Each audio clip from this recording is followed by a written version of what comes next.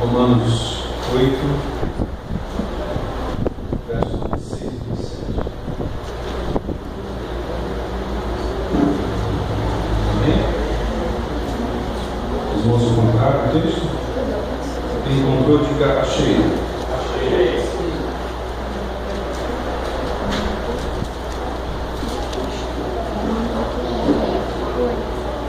Da mesma forma, o Espírito nos ajuda em nossa fraqueza, pois não sabemos como orar, mas o próprio Espírito intercede por nós com gemidos inexprimíveis. E aquele que sonda os corações conhece a intenção do Espírito, porque o Espírito intercede pelos santos, de acordo com a vontade de Deus. Vamos orar mais uma vez? Pai querido, rogamos ao Senhor agora graça, misericórdia e iluminação do Teu Santo Espírito, para que o Senhor venha abrir a nossa mente e o nosso coração, de forma que entendamos, ó Deus, a Escritura. Que o Senhor abençoe, meu Pai, a exposição da Tua palavra e que o Seu nome seja engrandecido, Pai. É no nome de Jesus que nós oramos, pedimos e agradecemos. Amém. Amados irmãos, o título da mensagem não tem esboço hoje, tá? O título da mensagem desta noite é A Fraqueza do Crente e a Intercessão do Espírito. Os irmãos devem conhecer aquela música da Fernanda Brum, Espírito Santo, ore por mim. Leve para Deus tudo aquilo que eu preciso. Espírito Santo, use as palavras que eu necessito usar, mas não consigo. Me ajude nas minhas fraquezas.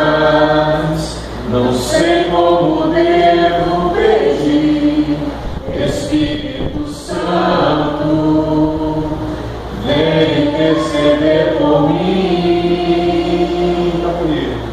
Todas as coisas cooperam para o bem, para aqueles que amam a Ti. Espírito Santo, vem orar por mim. Estou clamando, estou pedindo, só Deus sabe aonde estou sentindo. Meu coração está ferido, mas o meu amor está subindo. Não é essa a letra? Essa letra, essa canção tão bela, foi inspirada nesses dois versículos que nós acabamos de ler. Né? Da mesma forma, o Espírito nos ajuda em nossa fraqueza, pois não sabemos como orar, mas o próprio Espírito intercede por nós com gemidos inexprimíveis. E aquele que sonda os corações conhece a intenção do Espírito, porque o Espírito intercede pelos santos de acordo com a vontade de Deus. Então ela inspirou-se nessa passagem. Eu não sei se a letra é dela, mas certamente a letra foi inspirada nesse texto. Irmãos, o contexto dessa passagem é o capítulo 8. E o capítulo 8 de Romanos é o capítulo do Espírito Santo. Vocês vão ver que Paulo ele vem falando sobre vários assuntos.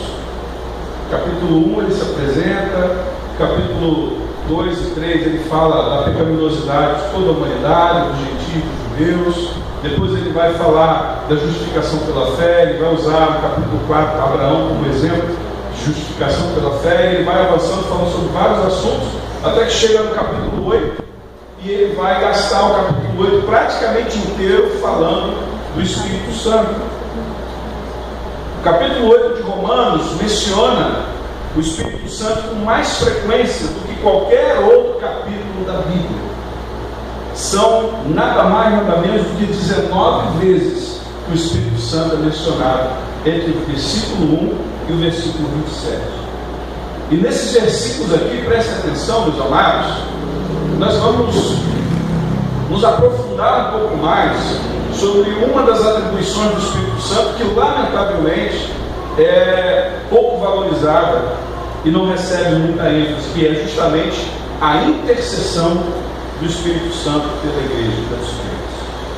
E o propósito dessa mensagem é explicar a necessidade e o significado da intercessão do Espírito, a fim de encorajar a igreja a desenvolver um ministério de oração mais fervoroso.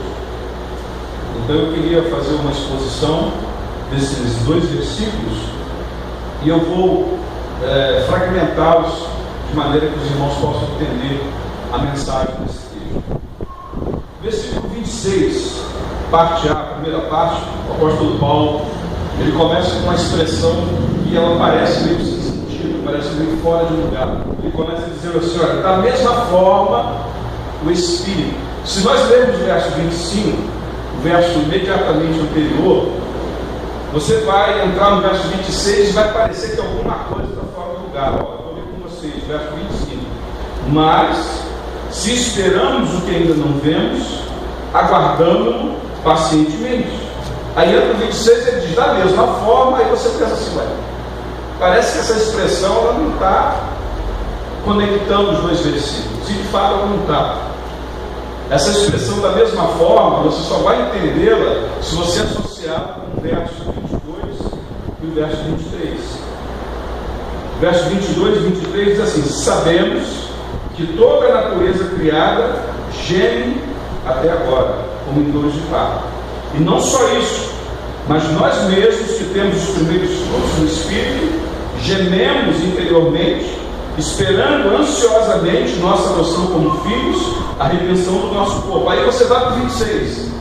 Da mesma forma, o Espírito nos ajuda em nossa fraqueza, pois não sabemos como orar, mas o próprio Espírito intercede por nós com gemidos inexprimíveis. O que Paulo está dizendo é o seguinte, olha para mim.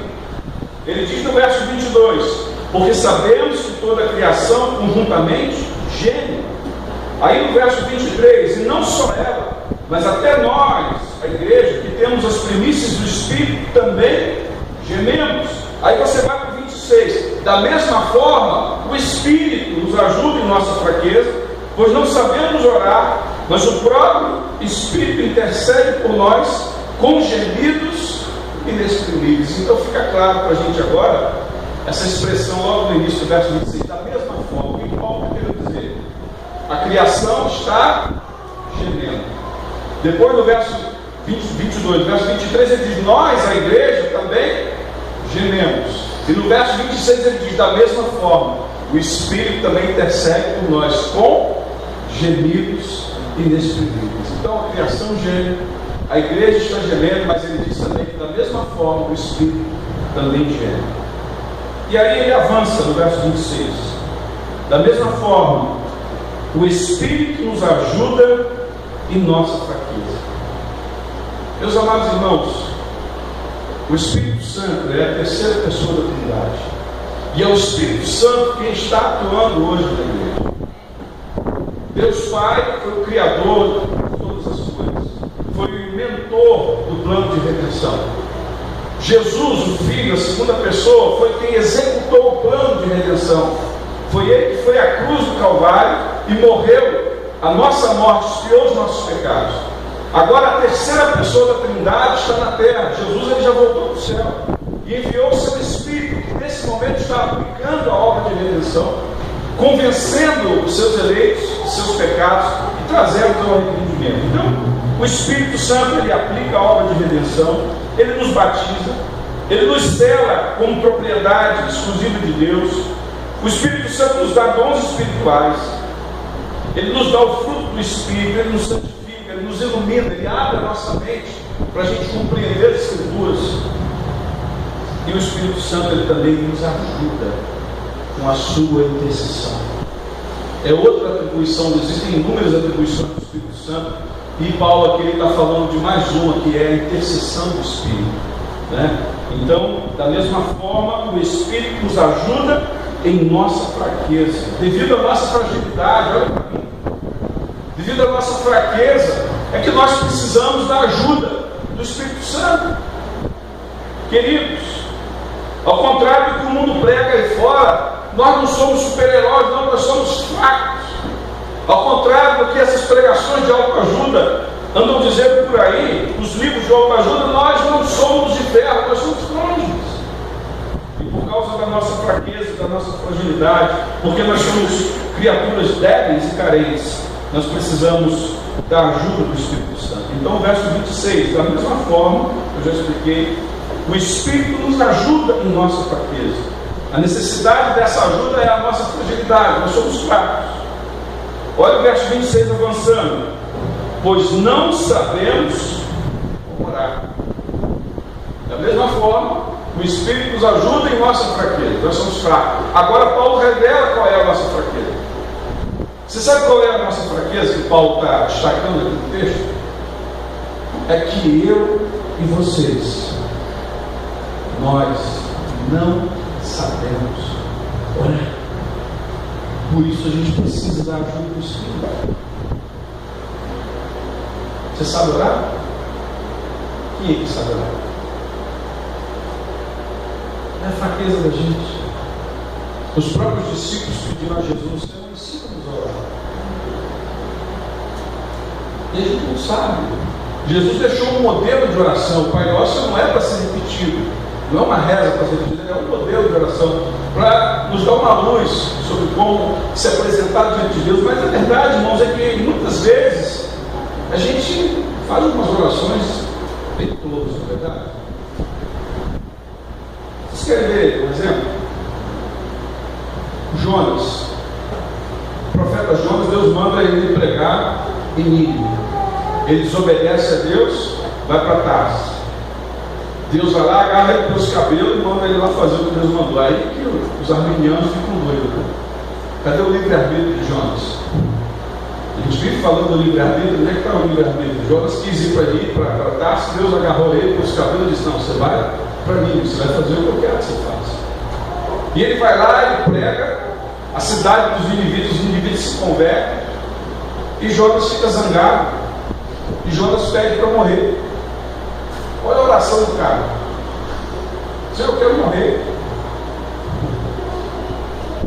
Aí a gente vai lembrar também que o profeta Elias, sob as ameaças de Jezabel, ficou com medo, fugiu, e quando Deus foi ao encontro dele, ele orou e disse: Senhor, eu quero morrer. E Deus disse: não, você não vai morrer, porque eu ainda tenho um ministério para você ainda vai ser usado ainda. Então veja como até homens de Deus, profetas, pessoas de uma estatura espiritual elevada, fazem orações tolas. A nossa fraqueza é essa, a gente não sabe orar. Vocês vão ver os discípulos de Jesus, Lucas capítulo 9. Jesus estava indo rumo a Jerusalém e mandou que os discípulos fossem adiante dele preparar um lugar para ele ficar. Havia uma aldeia de samaritanos no meio do caminho. Tiago e João chegam lá, os samaritanos se recusam a receber Jesus, e eles dizem para Jesus: Jesus, quer que façamos descer fogo do céu e queime todo mundo, mate todo mundo? Olha a oração que os caras queriam fazer, pedir fogo do céu para matar os samaritanos. E Jesus repreende e ele diz assim: de que partido vocês são? De que espírito vocês são? Eu não vim para destruir vida, eu vim para salvar. Então, irmãos, eu tenho certeza que assim como Jonas, como Elias, como esses discípulos, eu e você já fizemos algumas orações muito tolas. E Deus, na sua graça, na sua misericórdia, não atendeu o nosso desejo, não respondeu a nossa oração. É a nossa fragilidade. A gente não sabe orar. A gente precisa da ajuda do Espírito. Né? Então, da mesma forma, o Espírito nos ajuda em nossa fraqueza, pois não sabemos como orar. Aí ele vai avançando, verso 26 e diz: mas o próprio Espírito intercede por nós com gemidos inexprimíveis. Irmãos, coisa maravilhosa. Você não tem um intercessor, você tem dois intercessores. Você sabia disso? Você tem Jesus Cristo intercedendo por você diante de Deus. E a Bíblia diz que Ele está à destra de Deus e intercede por nós. E o texto aqui de Paulo está dizendo que além de Jesus que está no céu, intercedendo pela igreja junto ao Pai, aqui na terra nós temos outro intercessor poderoso, que é o Espírito Santo de Deus. Então Jesus intercede lá no céu e o Espírito Santo intercede aqui na terra. Que coisa maravilhosa.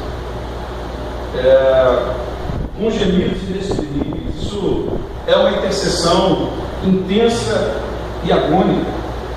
A intercessão de Cristo no céu pode ser comparada de um pai, um líder de família, intercedendo em prol de todos os membros da família. A intercessão do Espírito nos lembra antes uma mãe ajoelhada ao lado do berço de seu filhinho doente e apresentando em sua oração as necessidades do filho diante do Pai Celestial. É apenas uma ilustração para a gente tentar compreender como que é essa intercessão com gemidos inexprimíveis. É uma linguagem que a gente não compreende, mas o Espírito está intercedendo por nós quando a gente ora, e é uma linguagem intensa e uma linguagem agônica. Ele está levando para Deus aqueles desejos do nosso coração que muitas vezes a gente não consegue expressar para o Pai.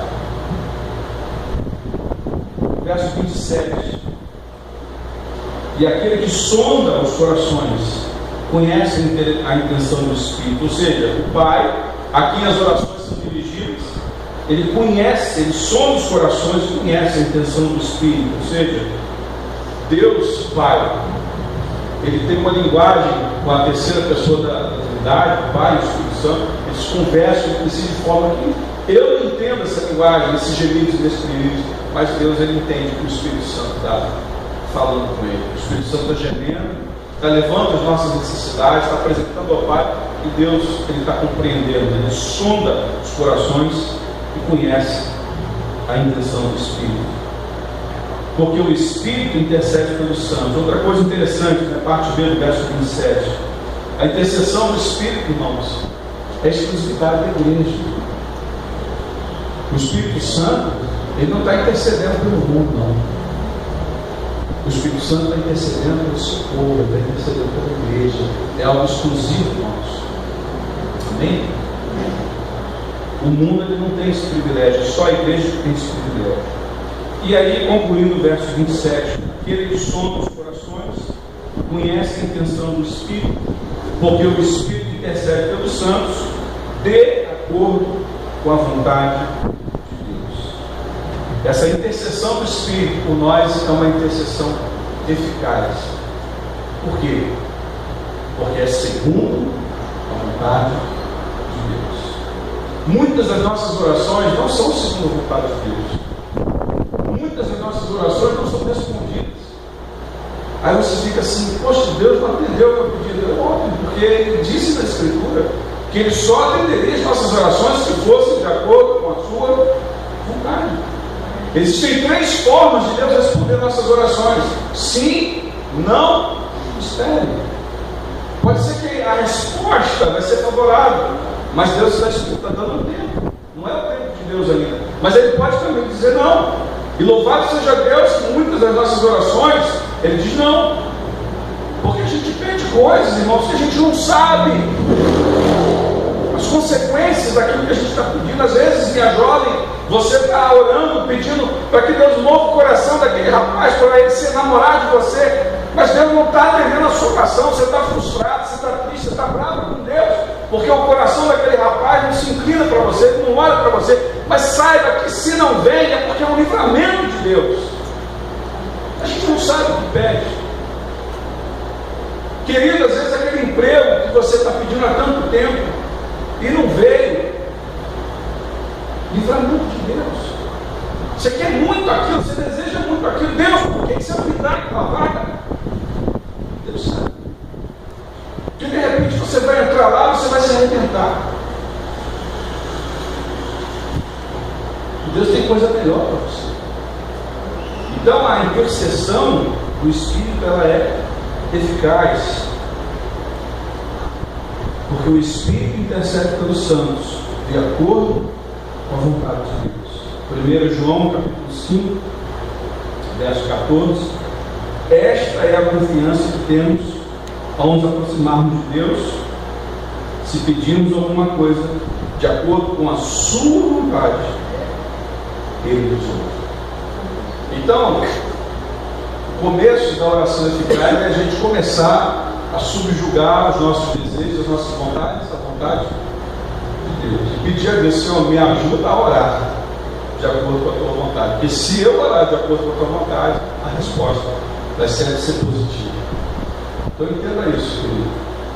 Muitas das nossas orações não são respondidas porque elas não estão alinhadas com a vontade de Deus. Mas aquela oração que o Espírito Santo faz na intercessão por você, ela sempre é alinhada com a vontade de Deus. Eu queria fazer algumas aplicações. São 2 versículos. Eu fiz a exposição deles e eu queria aplicar aos nossos corações. Primeira aplicação. A primeira grande lição que a gente extrai desses 2 versos: você nunca está sozinho quando ora. Você parou para meditar nisso? Você nunca está sozinho quando você ora. Você pode estar no seu quarto, sua esposa está no trabalho, seu marido está no trabalho, as crianças estão na escola, mas saiba que quando você se tranca no seu quarto, quando você se tranca no banheiro, ou na cozinha, quando você está sozinho ali lavando louça, quando você está orando, ou até mesmo dirigindo o seu carro, tem ninguém no carro, mas você está dirigindo e está orando a Deus, saiba de uma coisa: você nunca está sozinho quando ora. Por quê? Porque o Espírito Santo está intercedendo por você. Você sempre tem um parceiro de oração permanente quando você ora, que é o Espírito Santo. Louvado seja Deus por isso. Isso nos encoraja a orar. Que mesmo quando eu estou sozinho, no mais absoluto silêncio, eu nunca estou sozinho, porque quando eu me ajoelho e oro, ao mesmo tempo o Espírito Santo começa a interceder por mim. É o nosso parceiro. Às vezes a esposa não está em casa naquele momento, às vezes tem aquele momento que você não quer orar sozinho. Nós devemos ter os nossos momentos sozinhos com Deus, mas eu particularmente costumo chamar muito a minha esposa para orar comigo, e ela também me chama, mas nem sempre a esposa está em casa, ou o filho está em casa, não tem problema, ajoelha e ora, tem um parceiro ali junto com você. O Espírito Santo está ali, você está orando, às vezes, irmãos, já teve momentos que eu me ajoelhei para orar e não saía nada, tamanha agonia da minha alma, tamanha angústia, cansaço, desgaste, sofrimento, e eu queria falar e não saía nada, só saía lágrimas, eu só chorava. Mas baseado nesse texto, eu tenho certeza que naquele momento o meu parceiro de oração estava levando as minhas necessidades aos Deus. Isso é maravilhoso, não é? Isso é maravilhoso. Uma outra aplicação importante dessa passagem, desses 2 versículos: a intercessão do Espírito Santo não deve nos tornar negligentes da oração. A gente deve ter cuidado com isso, porque agora que você descobriu essa verdade, que você nunca está sozinho, que você tem um parceiro de oração, é possível que alguns incorram na tentação de relaxar. Eu tenho um parceirão de oração, então se eu não orar, do mesmo jeito ele ora. Errado. O texto não diz isso. O verso 26 diz assim: olha, da mesma forma, o Espírito nos ajuda em nossa fraqueza, pois não sabemos como orar. Qual é a fraqueza? É a gente não saber orar. A nossa fraqueza, Paulo denuncia aqui, não é não orar.